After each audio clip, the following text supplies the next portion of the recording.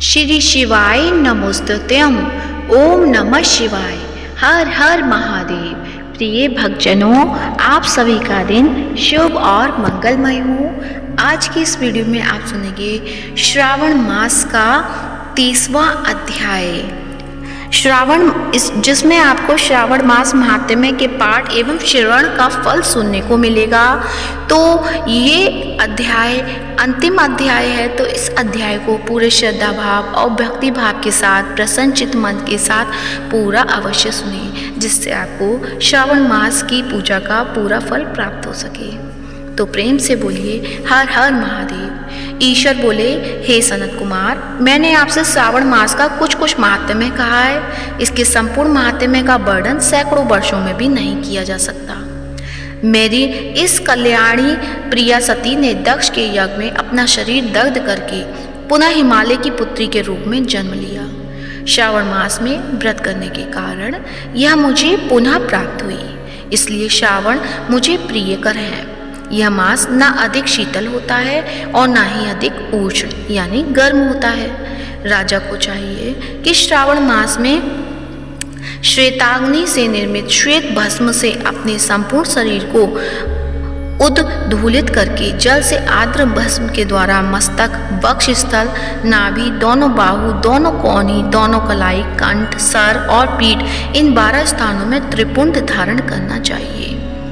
मान स्त्रोत के मंत्र से अथवा सधोजात आदि मंत्र से अथवा षडाक्षर मंत्र ओम नमः शिवाय से भस्म के द्वारा शरीर को सुशोभित करें और शरीर में 108 रुद्राक्ष धारण करें। कंठ में 32 रुद्राक्ष, सर पर 22, दोनों कानों में 12, दोनों हाथों में 24, दोनों भुजाओं में 8, ललाट पर 1 और शिखा के अग्रभाग में 1 रुद्राक्ष धारण करें।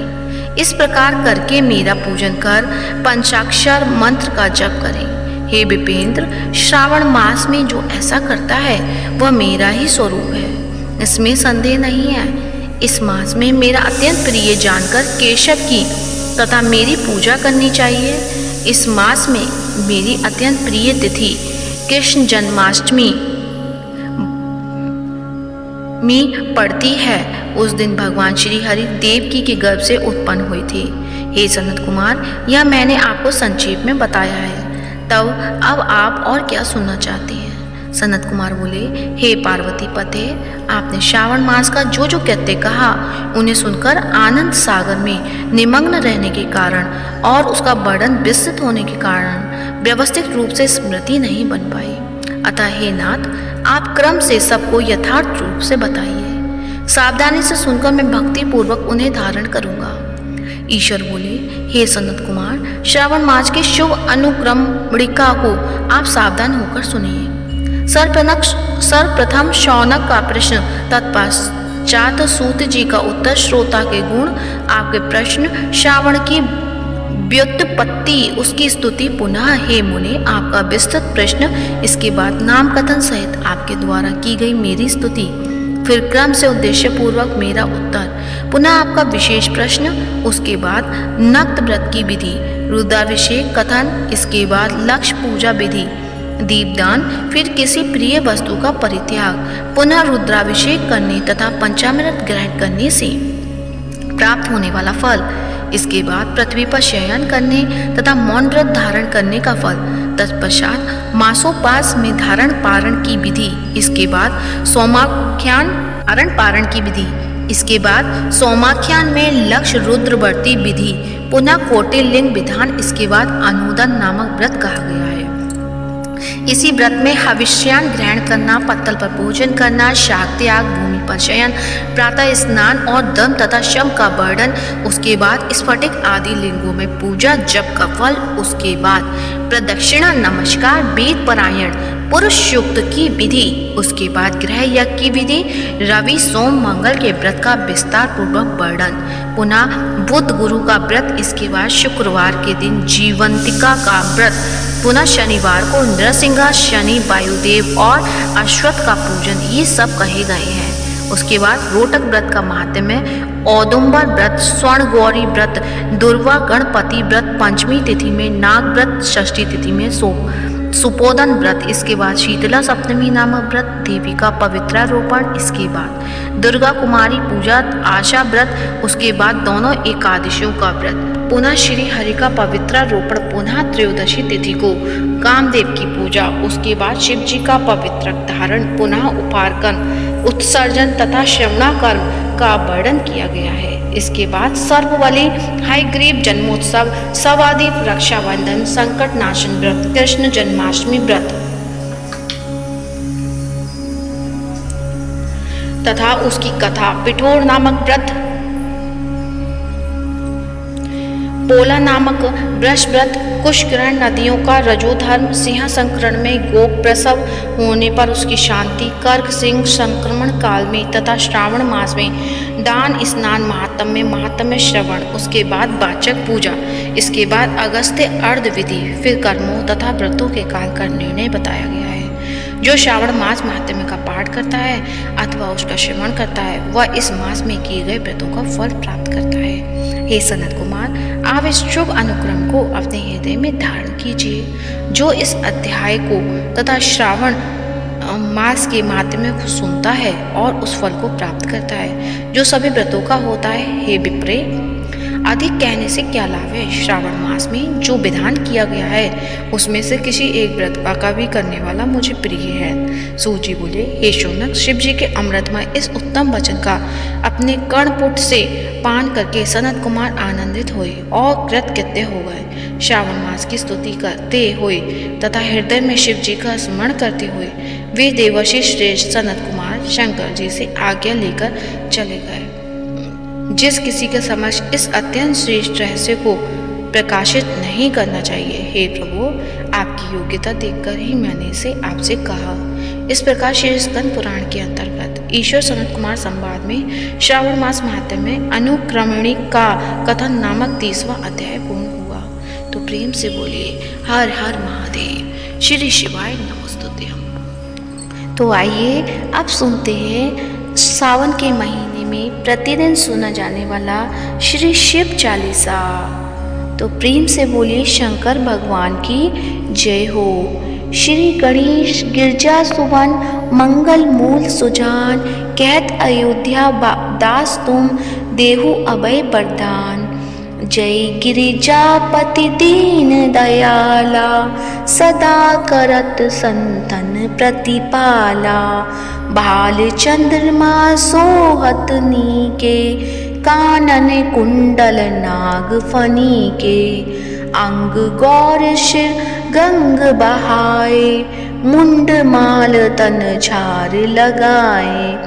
वस्त्र खाल बागंबर सोहे, छवि को देख नाग मुनि मोहे। मैना मातु की है दुलारी, बाम अंग सोहत छवि न्यारी। कर त्रिशूल सोहत छवि भारी, करत सदा शत्रुघ्न क्षयकारी। नंदी गणेश सोहित है कैसे, सागर मध्य कमल हैं जैसे। कार्तिक श्याम और गणराऊं, या छवि को कही जात न काऊं। देवन जब ही जाए पुकारा, तब ही दुख प्रभु आप निवारा। किया उपद्रव तारक भारी, देवन सब मिली तुम ही जुहारी। तुरत षडानन आप पठायूं, लवनी नेश महमारी गिरायूं। आप जलंधर असुर सहारा, सुयस तुम्हार विदित संसारा। त्रिपुरासुर सन युद्ध मचाई, सब ही कृपा कर लीन बचाई। किया तप ही भागीरथ भारी, पूरब प्रतिज्ञा तसु पुरारी। दानिन मह तुम सम को नाही, सेवक स्तुति करत सदाही। वेद नाम महिमा तब गाई, अगत अनादि वेद नहीं पाई। प्रकट उदधि बंधन में ज्वाला, जरा सुरासुर भय हो बिरहाला। कीन दया तह करी सहाई, नीलकंठ तब नाम कहाई।